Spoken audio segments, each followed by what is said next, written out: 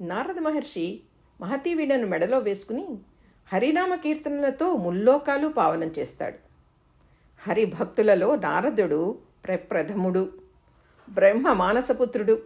నారద భక్తి సూత్రాలు పరమ ప్రేమ స్వరూపుడైన పరమాత్మను సాక్షాత్కరింపచేసే అక్షర రస గుళికలు.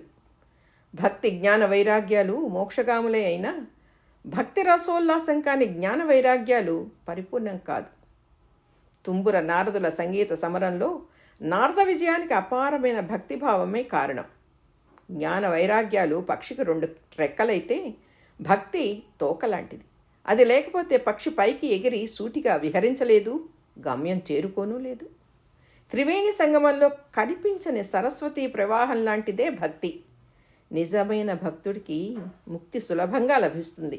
దుఃఖాన్ని కార్చుచులా దహించి శుభం కలిగిస్తుంది. కనకదాసు, పురందరదాసు, త్యాగయ్య, క్షేత్రయ్యలు భక్తి మార్గంలో సాగి ముక్తజీవులయ్యారు. భగవాన్ శ్రీకృష్ణ పరమాత్మ భక్తుల యోగక్షేమాలు కనిపెడుతూ ఉంటానని, ఏకాగ్రబుద్ధితో చిత్తశుద్ధి కలిగి శరణాగతి కోరితే మోక్షం ఇస్తానని నరుడికి మాట ఇచ్చాడు. భక్తి అంటే భజన విభజన ఎరుగని విరామం లేని ప్రవాహం. భక్తి పారవస్యంలో భక్తుడు తన అస్తిత్వాన్ని మరచి పరమానందంతో చిందులు వేస్తాడు. రసస్వరూపుడైన భగవంతుడు సాక్షిభూతుడై భక్తజన హృదయ మందిరాల్లో స్థిరంగా ఉంటాడు. కాబట్టి ఈ జగమంతా ఒకటిగానే కనిపిస్తుంది. విప్రుడు, గోవు, ఏనుగు, బంగారం, మట్టి అన్నిటిలో భక్తుడు కోరిన దివ్య స్వరూపమే కనిపిస్తుంది. భక్తుడు నైవేద్యంగా ఓ ఆకో పువ్వో లేకపోతే గరిటెడు తీర్థం ఇచ్చినా ప్రీతితో స్వీకరిస్తాడు పరమాత్మ. ఏది ఆయనకు నివేదించినా అది ప్రసాదమే. కళ్ళకు అద్దుకుని ఆస్వాదిస్తే ప్రసన్నత కలుగుతుంది. ప్రశాంత హృదయంలో ఆనందం పొంగులెత్తుతుంది. అశాంతితో అల్లాడేవాడికి ఆనందం అందని ద్రాక్షపండే. సాధారణంగా మనకు కష్టాల్లోనే భగవంతుడు గుర్తుకు వస్తాడు. ఆర్తి, జిజ్ఞాసు, అర్ధార్థి ఆయన భక్తులే అయినా సత్యం ఎరిగిన జ్ఞాని అంటే భగవంతుడికి ఇష్టం. బిడ్డలందరూ పెరిగి పెద్దవారై సమాజంలో గౌరవ స్థానంలో ఉండాలని తండ్రి కోరుకుంటాడు కదా. తండ్రి లాంటి భగవంతుడు తన భక్తుడు ఉన్నత స్థితికి ఎదగాలని కోరుకోవడం సమంజసమే.